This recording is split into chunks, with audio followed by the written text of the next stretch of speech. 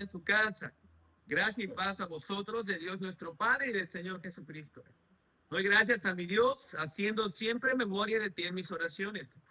Porque oigo del amor y de la fe que tienes hacia el Señor Jesús y para con todos los santos, para que la participación de tu fe sea eficaz en el conocimiento de todo el bien que está en vosotros por Cristo Jesús. Pues tenemos gran gozo y consolación en tu amor, porque por ti, oh hermano, han sido confortados los corazones de los santos. Por lo cual, aunque tengo mucha libertad en Cristo para mandarte lo que conviene, más bien te ruego por amor, siendo como soy, Pablo ya anciano y ahora además prisionero de Jesucristo. Te ruego por mi hijo Onésimo, a quien engendré en mis prisiones, el cual en algún tiempo te fue inútil, pero ahora a ti y a mí nos es útil, el cual vuelvo a enviarte. Tú pues recíbele como a mí mismo. Yo quisiera retenerle conmigo para que en lugar tuyo me sirviese en mis prisiones por el Evangelio. Pero nada quise hacer sin tu consentimiento para que tu favor no fuese como de necesidad, sino voluntario. Ahora, solamente recordando, Pablo le escribe a Filemón. Filemón es un hombre que también fue evangelizado por Pablo. Pablo ha orado por dos cosas. Número uno, dando gracias a Dios por la vida de Filemón. ¿Por qué? Porque Filemón es un hombre que apoya a los hermanos. La iglesia está confortada por Filemón. Algunos eruditos piensan que Filemón tenía tantos recursos que suplía las necesidades de las viudas, las necesidades de los enfermos, de los más necesitados. Y aquí está Filemón confortando el corazón de los hermanos. Pero también ora a Dios, Pablo ora a Dios por una petición especial. ¿Y cuál es la petición? Bueno, la petición es que el Señor le ayude a que en el momento de que él tenga comunión con los hermanos, esa comunión sea eficaz. Y la razón es porque va a haber una persona que va a incomodar un poco a Filemón, una persona que fue inútil, una persona que probablemente, como leeremos en unos momentos, quizá robó a su amo, y estamos hablando de Onésimo, un hombre que es un ex convicto. Filemón está en Colosa y Onésimo está en Roma con Pablo. Pablo está encarcelado, él está escribiendo la carta y termina de escribir la carta. Automáticamente Pablo se la da a Onésimo para que se la lleve a Filemón. Y Filemón tiene que recibir a Onésimo, quien fue su esclavo, quien fue inútil y quien le robó. Pero todo esto, lo que vemos sobre tras bambalinas, es la manera en la cual Pablo está actuando con un hermano, con una de sus ovejas. Y me pareció interesante continuar esta serie que he titulado Teología Pastoral, porque aquí nos muestra el corazón de Pablo, nos muestra la manera en la cual un pastor se conduce, un pastor le habla a un creyente, a una oveja, cómo debe tratar a una persona y cómo debe tratar a los que tienen situaciones difíciles, etcétera. Por lo cual, hermanos, quiero continuar esta miniserie y quiero que vea, por favor, el versículo 14 y 15. Versículo 14. Pero nada quise hacer sin tu consentimiento. Perdón, versículo 12. El cual vuelvo a enviarte a ti. Tú pues recíbele como a mí mismo. Yo quisiera retenerle conmigo para que en lugar tuyo me sirviese en mis prisiones por el Evangelio. Ahora, esto es sencillo. Pablo acaba de decir, quisiera que Onésimo, este ex convicto, se quedara ¿con quién? Conmigo. ¿Por qué? Bueno, porque Onésimo ahora es un creyente útil. Recuerda lo que vimos la semana pasada. No solamente ahora le es útil a Filemón en el sentido físico, en el sentido laboral, en el sentido de ser un empleado, en el sentido de ser un siervo, sino que también es útil en el sentido espiritual. Eso fue lo que vimos la semana pasada. De tal manera que Pablo dice, quiero que se quede conmigo. Ahora este ex convicto, que era un ratero, es tan útil que deseo que se quede conmigo. Tan útil que es un hermano deseado en el ministerio. Piensa esto. De ratero a que Pablo quiera ser un predicador. Esto es increíble, porque esa es la transformación que Cristo hace en la vida de una persona. Un hermano tan útil que el mismo apóstol Pablo sabe que Onésimo puede suplir fácilmente las demandas de un ministerio tan grande como las de Pablo. No quiere que sea, como le llaman coloquialmente, aunque no creo que esta palabra exista, no creo que sea un colaborador de alguien más. Quiere ser el colaborador, perdón, estoy hablando, algunos piensan que existen copastores, pero Pablo no está diciendo, quiero que sea el copastor de alguien más, quiero que sea mi colaborador. Quiero que esté sirviendo a mi lado.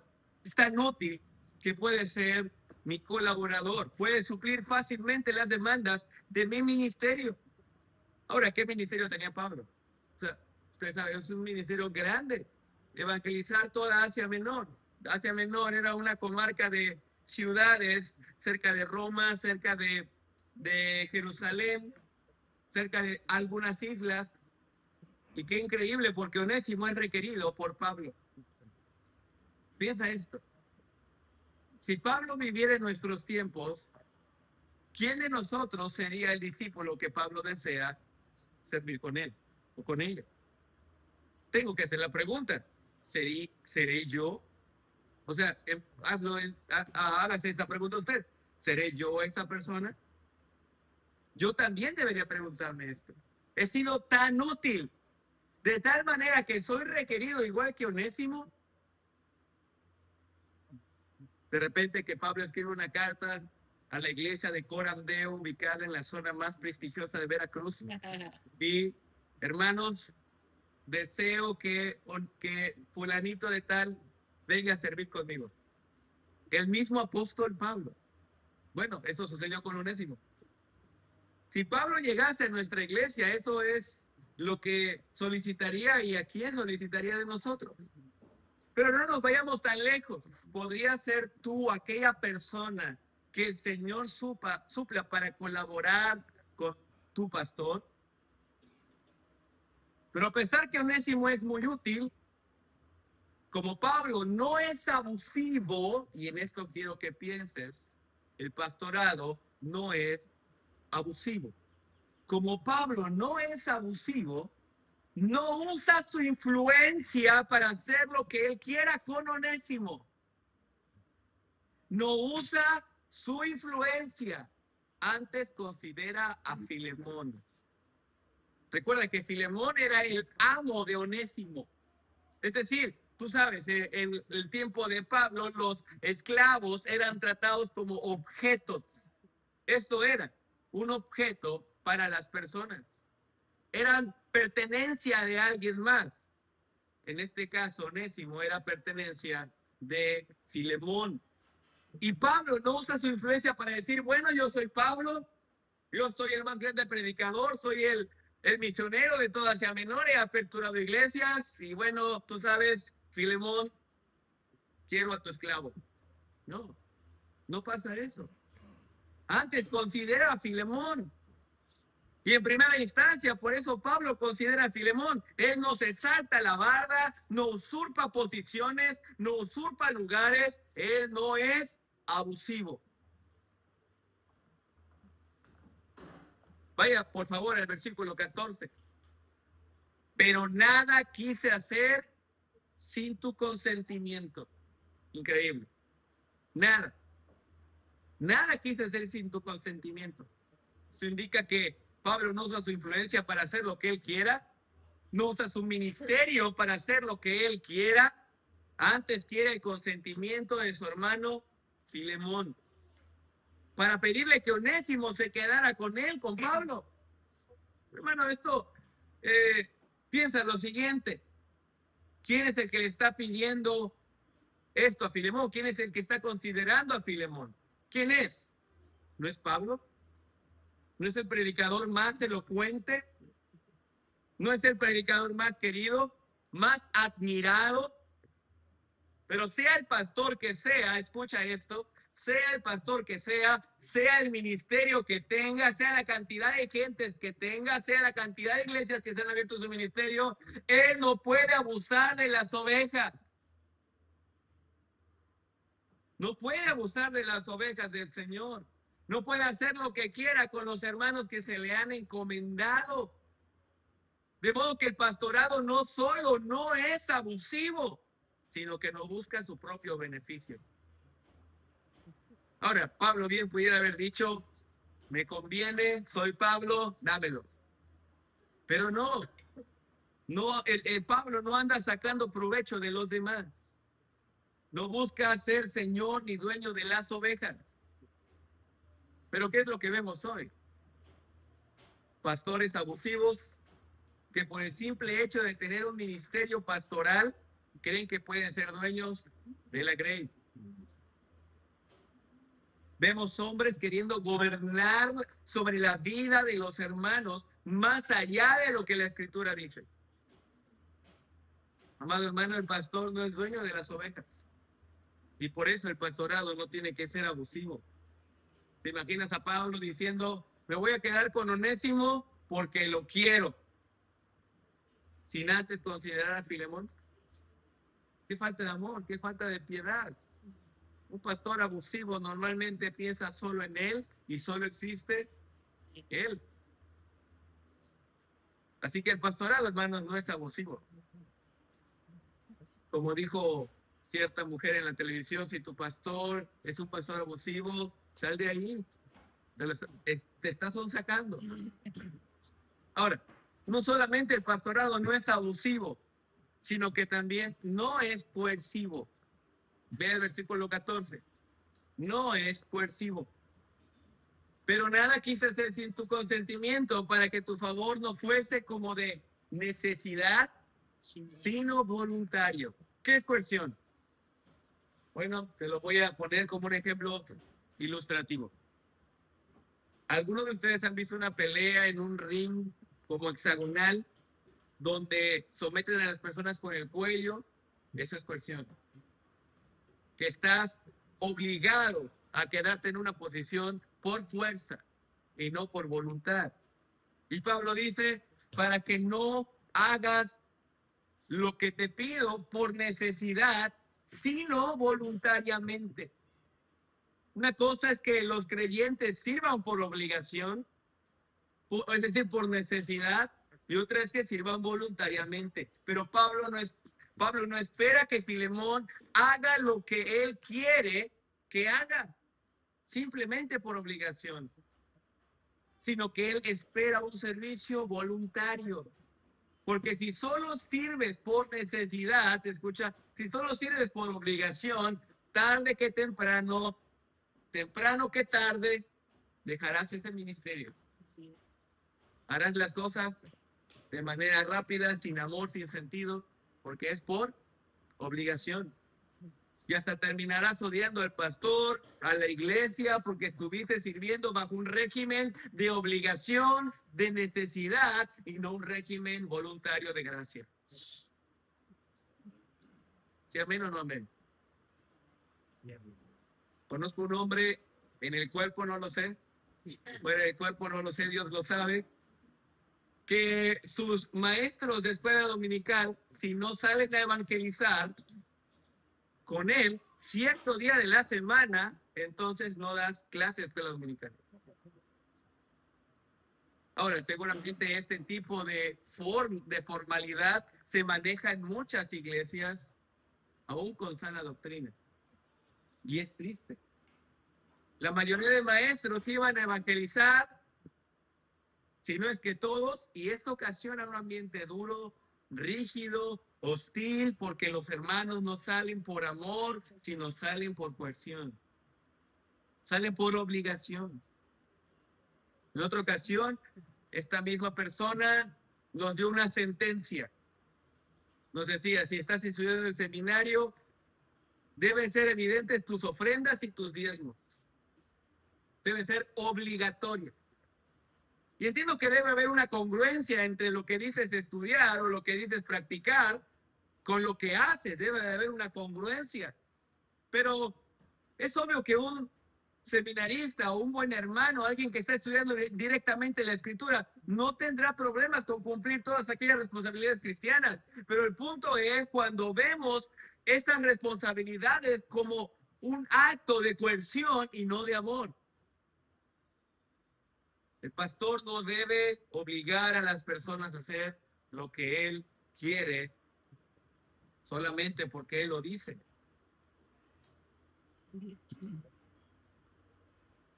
Cuando vemos, hermanos, el servicio por coerción, el panorama cambia. Ya no es lo mismo, sino es que está sirviendo bajo obligación. Y dicho sea de paso, hermanos, nosotros, es decir, nuestra iglesia, por cierto, no ofrendamos por coerción. No es una ofrenda obligatoria, no es una ofrenda por necesidad. ¿Lo recuerdas? Pablo lo dijo. Tal como Pablo lo dijo a los Corintios, es una ofrenda voluntaria. De la misma manera, nuestras ofrendas son voluntarias, no son por coerción, sino que todo el servicio al Señor, no solamente las ofrendas, deben ser voluntarias. Nadie sirve por obligación aquí. Nadie sirve por coerción. Nadie debe servir así. Cada uno de nosotros, en todas las áreas de nuestra iglesia, en todas las áreas de nuestra vida cristiana, debemos vivir de manera voluntaria, servir de manera voluntaria, sin que alguien esté detrás de nosotros exigiéndonos. ¿Está conmigo? Algunos me han dicho, pastor, ¿por qué no obliga a los hombres a poner la puerta del baño? No, no es así, no es por obligación, es por amor. Y es evidente que un creyente, hermano, escucha, ofrendará, servirá y buscará hacer todas las buenas obras. Lo hará de manera voluntaria, porque eso es lo que ocasiona el Señor en la vida de un creyente. Nos va transformando en la imagen de Cristo, nos va haciendo servir por gracia, por amor, por entrega, por sacrificio. A diferencia del no creyente, el no creyente tarde que temprano estará sirviendo por un momento, pero en un abrir y cerrar de ojos dejará el ministerio, dejará el servicio, dejará la iglesia, porque está sirviendo por obligación. Está sintiendo la asfixia del pastor, está sintiendo el pie del pastor sobre su cuello. Y el servicio o el pastorado no tiene que ser coercivo. ¿Sí está conmigo? Ahora, si queremos ser un poco más aplicativos, te diría lo siguiente. Ahí va, es una lista. El pastor no puede obligarte, es decir, no puede aplicar la coerción para que evangelices. No puede aplicar coerción para que disipules, para que exhortes a la congregación. No puede obligarte a vestirte de una manera adecuada. No puede obligarte a hablar de una manera correcta. No puede obligarte a prestar tu casa para que tengas reuniones y coinonía. No puede obligarte a que hospedes o prestar tu coche o tu tiempo, tu fuerza, tu mente y tu corazón para el servicio. No, no es así, sino que debe ser voluntario. Creo que ese es el pastorado bíblico, donde sirves bajo la gracia, bajo la piedad, donde sirves bajo principio de gracia, donde sabes que lo que haces es por gracia, por la gracia que se te ha concedido y no porque el pastor te lo pide. Amén. Sirves por amor, no sirves porque me lo dijo el pastor. No.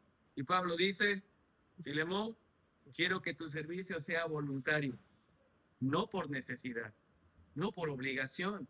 No te sientas comprometido porque soy Pablo, no te sientas comprometido porque soy el pastor. Hazlo de manera voluntaria. Así que, hermanos, Pablo no demanda a Filemón un servicio por obligación, sino un servicio voluntario. Ahora, veamos este punto desde otra perspectiva. Porque esto es lo que espera justamente el pastor de las ovejas. No espera más, pero tampoco espera menos, sino que espera de las ovejas lo que es. Ahora, quiero hacer esta observación pensando en esto. Pablo pide el favor porque efectivamente Filemón no podría adivinar lo que Pablo quiere. Pablo tiene que entablar un diálogo, hacer una petición y decirle, me gustaría quedármelo. Pero ¿te imaginas que Pablo se quedara callado? Es decir, hay ocasiones en las que de alguna manera va a haber una petición, va a haber un deseo que quizás el pastor quiera encomendarte, pero eso tiene que ser voluntario. Vean por favor el versículo 15 y 16. Versículo 15 y 16. No solo es un pastorado, como dijimos, abusivo, no es un pastorado coercivo. Ahora veamos los positivos, es un pastorado consejero. Dice el versículo, porque quizá para esto se apartó de ti por algún tiempo, para que le recibieses para siempre. No ya como esclavo, sino como más que esclavo, como hermano amado, mayormente para mí, pero cuanto más para ti, tanto en la carne como en el Señor. Pablo ahora le está aconsejando. ¿Cuál es el consejo? Filemón, recíbelo. Recíbelo. ¿Por qué razón? Bueno, porque por alguna razón Onésimo se fue y luego regresó, y creo que Pablo atribuye esta ida y esta vuelta de Onésimo para con Filemón como algo providente de Dios. Él está diciendo, porque por una razón se fue y luego regresó. Hermanos, Pablo le está aconsejando a Filemón que piense en la providencia de Dios. Y el consejo de Pablo es que Filemón lo reciba. Filemón, no rechaces la providencia de Dios, no rechaces la soberanía de Dios, piensa lo que ha sucedido, él se fue, ahora regresó, y aquí vemos a un pastor estimulando a su oveja a que haga algo que probablemente no le gusta a esa oveja, probablemente va en contra de la voluntad de la oveja, pero aquí está el consejo. Hay cosas, hermanos, que a veces no nos gustan en la consejería. Quizás falta que nos aprieten un tornillo y eso no nos gusta. Quizás es una recomendación que no es muy buena en el sentido de que no es mucho de tu agrado. ¿Te imaginas? Filemón recibe a quien te robó, a quien te fue inútil, a quien fue deshonesto contigo, al que huyó de ti, recíbelo. Esto es increíble. Piensa, Filemón, en la providencia de Dios. Piensa en cómo manejó Dios esta situación. Piensa que muy probablemente la razón por la cual se fue Onésimo por un breve tiempo es para que ahora lo recibas para siempre. Piensa en eso. Y aún le da más consejo. En esta consejería incluye cosas que no siempre son lo que queremos escuchar. No siempre es lo que queremos escuchar. Y no así es la consejería, hermanos. ¿Sabes por qué en ocasiones muchas personas no quisieran servir al Señor en el sentido de consejería, en el sentido de ministerio, de pastorado, de enseñanza? Porque todo esto es confrontativo. Todo esto es confrontativo. Y aquí está Pablo teniendo que confrontar a su oveja. Filemón recibe a Onésimo. Pero no solamente le aconseja que piense en la providencia de Dios, también le aconseja que sea misericordioso y lleno de gracia.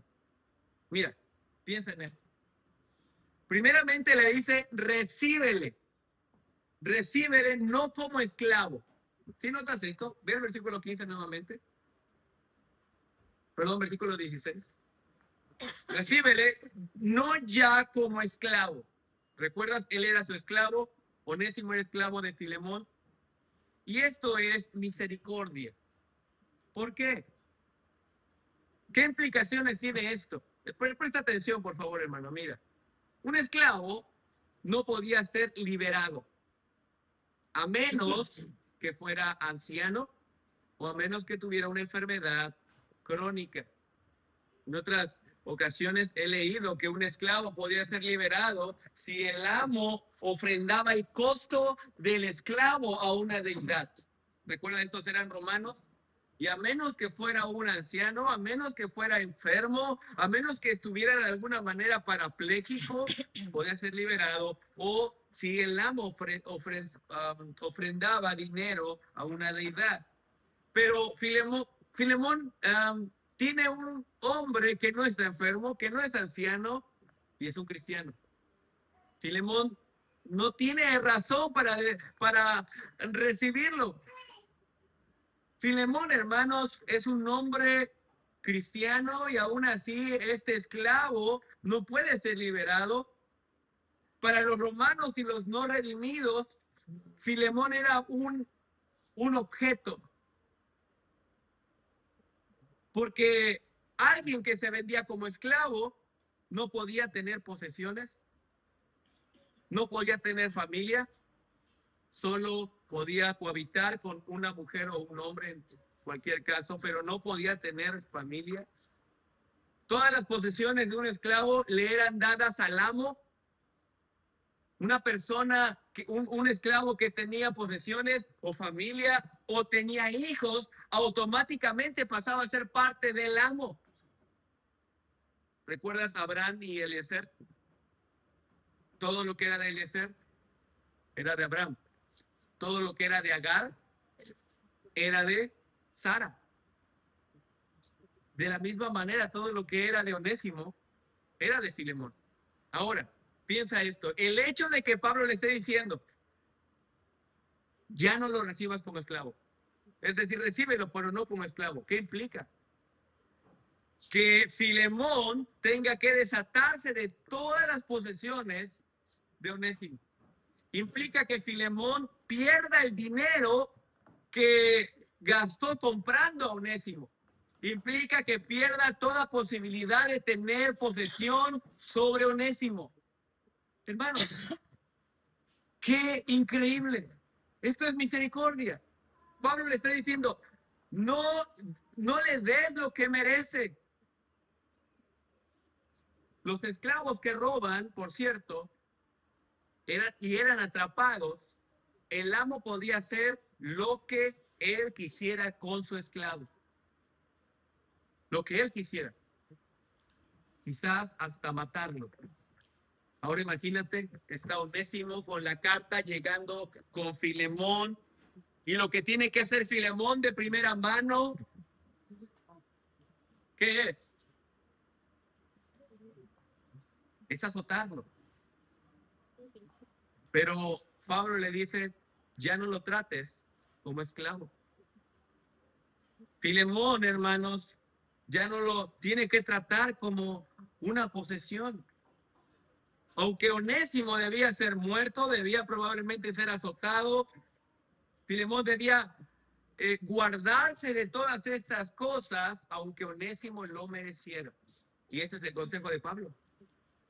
Un consejo difícil, un consejo duro, que no le va a gustar a Filemón, pero que se lo tuvo que haber dicho y se lo dijo. Ahora, el consejo no solo es misericordioso, sino también es un consejo de gracia. Ve el versículo 16. Aquí está Pablo como pastor aconsejando. No ya como esclavo, sino más que esclavo. ¿Recuerdas qué es la gracia? ¿Alguien me puede decir qué es la gracia? Lo que se te da sin merecer. ¿Qué es lo que Pablo le está diciendo a Filemón que debe darle a Onésimo, aunque no se lo merece? ¿Lo ves? Trátalo como hermano. No solamente no le des lo que merece, sino también dale lo que no merece. Filemón, te aconsejo ser misericordioso y lleno de gracia con Onésimo. Dale un trato como hermano, pero un hermano no cualquiera, un hermano amado. No solo hermano, sino un hermano amado. Esto es gracia. Ahora Onésimo va a recibir lo que no merece. Hermano, ¿cómo tratarías a un hermano amado? ¿Cómo recibirías a un hermano amado? Bueno, Filemón, ¿recuerdas cómo recibes a ese hermano que te cae muy bien, que amas, que aprecias, que siempre estás orando por él? Así recibe a Onésimo. Ese es mi consejo. Pero también dice, recíbelo como hermano en la carne y también como en el Señor. Es decir, trátalo como un hermano amado en ambos sentidos. Provéele lo espiritual como un hermano en el Señor y provéele lo material como un hermano en la carne. Eso es gracia. Filemón tiene que estar dando gracia a quien le hizo daño. ¿Estamos dando misericordia, hermanos, y gracia con aquellos que nos han ofendido? ¿Estamos demostrando gracia, compasión, ternura, amor, misericordia, benignidad, bondad, mansedumbre, templanza con aquellos que nos han agraviado? Increíble.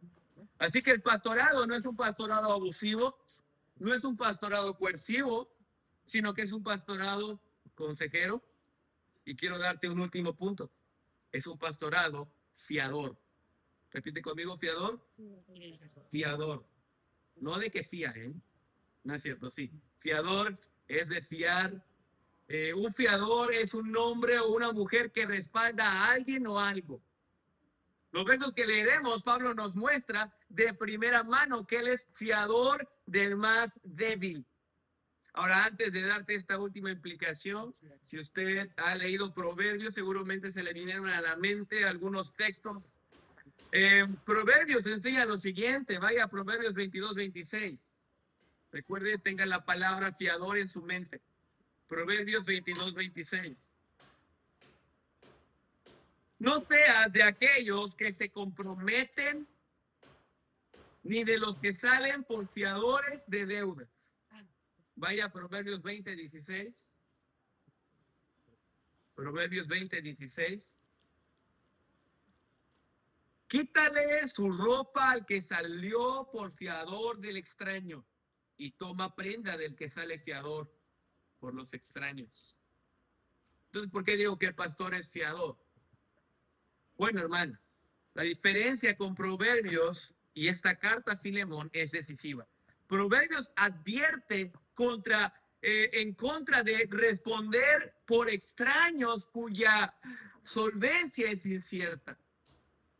Pablo responde no por alguien extraño. Pablo responde por alguien cuya transformación él mismo ha presenciado y garantizado una vida espiritual. Es decir, Pablo se colocará como un representante de Filemón, perdón, de Onésimo. No es un extraño, es un hermano. Su fianza descansa no en la fe ciega, sino en la obra regeneradora del Espíritu Santo, en Onésimo. Pablo, el pastor de Onésimo, se pondrá como fiador de Onésimo, porque Onésimo es un verdadero creyente. Es decir, nosotros como creyentes debemos poner nuestras manos al fuego por aquellos que tienen una fe genuina. Y la primera evidencia de que Pablo es fiador es que funge como un representante de Onésimo. Ve el versículo 17, Filemón 17. La primera evidencia de que Pablo es fiador es que funge como un representante de Onésimo. Dice el texto así que, si me tienes por compañero, recíbele como a mí mismo. Ahora, cuando alguien va a un banco a sacar un crédito bancario, el banco pide dos cosas: un representante y un aval. Y cuando el banco llama al representante, el banco preguntará por el que quiere el crédito. Y el representante dirá una mentira o una verdad. Algo tiene que decir. Oye, ¿conoces a fulano de tal? Sí, sí lo conozco. Oye, ¿y paga? Otra pregunta, por favor. Oye, ¿y paga? Sí, sí paga. De alguna manera, cuando tú dices esto, usted está poniendo así sus hombros en representación de él, del que quiere el crédito. Usted es el representante, ahora usa su cara, su persona para mostrar así cómo es el representante. Usted se está poniendo delante de como una propiciación, como diciendo, bueno, yo puedo delegar, decir que esto es verdad. Estás poniéndote delante de, porque eres un representante. Es decir, Filemón acepta a Onésimo porque Pablo lo está representando. Pablo lo está representando. Si me has recibido a mí, dice Pablo, si me tienes por compañero a mí, entonces si me has abierto las puertas de tu casa a mí, si me has dado tu corazón a mí, también hazlo con él. ¿Por qué? Porque me estoy poniendo delante de él para defenderlo. Soy su representante. El fiador nos representa. Pero no solamente hay un representante cuando uno pide un crédito bancario y es un fiador, sino que también hay un aval. Ve el versículo 18. Y si algo te dañó o te debe, ponlo a mi cuenta. Yo, Pablo, lo escribo de mi mano. Por si no lo crees, yo lo pagaré. Esto es increíble. Ese es el amor que tiene Pablo hacia su oveja. Quien ha mostrado piedad, quien ha mostrado ahora ser útil, quien ha mostrado amar al Señor, quien ha mostrado ser capaz de influir en el ministerio de Pablo, quien ha mostrado llenar el vacío en el ministerio de Pablo. Esto es sencillo. Pablo está dispuesto a pagar a Filemón lo que Onésimo se robó. Hermanos, dicho sea de paso, aquí vemos de primera mano que el arrepentimiento, escucha, si no escuchó nada, ponga atención a esto, que el arrepentimiento y la restitución también implica enmendar aquello que quebrantamos. Por favor, escúchalo. El arrepentimiento y la restitución implica enmendar aquello que reparamos. Quizás Onésimo no tiene la capacidad para poder pagarle a Filemón lo que le debe, pero se tiene que hacer justicia. Y la justicia es que se pague. A menos que, ¿qué? A menos que Filemón quiera usar misericordia y no cobrarle a su ex esclavo. ¿Cómo Pablo pagaría la deuda estando en la cárcel? Esa es una pregunta que muchos se han hecho. Recuerda, Pablo está escribiendo esto en Roma. Y Pablo escribe, yo lo pagaré. ¿Cómo? ¿Cómo lo vas a pagar, Pablo? Estás en la cárcel. Bueno, hay a lo menos 3 razones y creo que la tercera es la correcta, pero quiero mencionarte las otras 2. La primera es que muy probablemente Pablo tenía recursos, tenía ofrendas que le llegaban de Filipos, ¿recuerdas? La segunda razón es que la deuda de Onésimo era muy pequeña y por eso Pablo podía pagarle todo. Pero hay una tercera razón y creo que esta es la que es la correcta. Versículo 19. El versículo 19 dice el texto, por no decirte que aún tú mismo te me debes también. La deuda quedaría saldada por la deuda que Filemón tiene con Pablo. Ahí está. Es de esas ocasiones en las que tienes un comodín, de esas donde te la estabas guardando. Y aquí está. Ahora, ¿qué deuda tenía Filemón a Pablo? Esto es lo interesante. Y por eso creo que esa es la verdadera. ¿Qué deuda tenía Filemón a Pablo? Hermanos, ¿quién era el rico? ¿Filemón o Pablo? En una ocasión un muchacho me dijo que yo era un misionero pobre. Normalmente los misioneros somos pobres. No tenemos muchos recursos. Y no es Obed, no lo vean, no lo vean. Pero, ¿quién era el de dinero? Era Filemón. Entonces, ¿cómo es posible, de alguna manera hipotética, que Filemón le haya pedido prestado dinero a Pablo? Bueno, no es posible porque la deuda que tenía Filemón a Pablo no era de dinero. ¿Recuerdas quién le compartió el evangelio a Filemón? Pablo. Pablo intenta cargar a su cuenta toda la deuda de Onésimo y luego cancelarla mediante la deuda misma que Filemón tiene para con él, la cual es, escucha esto, la cual es mucho mayor. Esa deuda que tiene Filemón con Pablo es mucho mayor. Onésimo le adeuda a Filemón algo temporal, mientras que Filemón tiene con Pablo una deuda eterna. Pues Pablo le había comunicado el evangelio y lo había guiado, instruido hasta el conocimiento del Salvador Jesucristo. En realidad, Pablo no necesitaría pagar dinero a Filemón si Filemón reconoce su propia deuda espiritual con Pablo, la cual es incomparablemente mayor. Por lo cual tenemos dos implicaciones aquí. Número uno, que el creyente debe contemplar con mayor costo lo espiritual y no lo terrenal. Todo lo que tiene Filemón es nada comparado con lo que Pablo le dio. ¿Se escuchó, hermano? Toda la posesión, siervos, esclavos, casa grande que tiene Filemón no es comparado con el evangelio. Pero, ¿quién le debía a quién? Filemón el rico le debía a Pablo el misionero pobre. Es mucho más valioso trabajar, hermano, para lo eterno, escucha. Es mucho más valioso sembrar para lo eterno que tener siervos y casas grandes. Piensa esto. Porque parece que el que debe más es Filemón. Y la segunda implicación es que el creyente debe estar en deuda con aquellos que le comunicaron la fe. Esa es una implicación. El creyente debe estar en deuda con aquellos que les comunican la fe. Sea maestro de escuela dominical, sea pastor, sea el que te compartió el evangelio, sea el que te instruyó en la palabra, tienes una deuda grande con tal persona. ¿Sí, amén o no amén? ¿Estás siendo recíproco con aquellos que te instruyen, con aquellos que te enseñan, con aquellos que te trajeron al evangelio? ¿Has sido benévolo y bueno con quien te compartió el evangelio? Ve a Gálatas 6:6. Gálatas 6:6. Por eso Pablo argumenta que, recuerda, Filemón, lo que tú debes.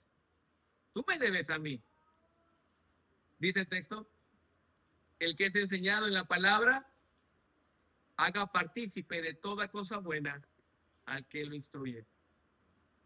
Y aquí está Pablo recordándole a Filemón, Filemón, es verdad, Onésimo te debe, pero yo cargo su cuenta, que por cierto esto demuestra completamente la obra de Cristo. ¿Sí estás conmigo? Eso es una piedad de Pablo. Yo sé que Onésimo te debe, yo lo cargo, cárgalo a mi cuenta, pero recuerda que tú también te me debes. Tú tienes una deuda, Filemón. Andabas ahí en la borrachera, en el antro, con mujeres, con hombres, y quién sabe cómo andabas, Filemón. Andabas de Roberto, es decir, robando. Pero mira ahora dónde estás, Filemón.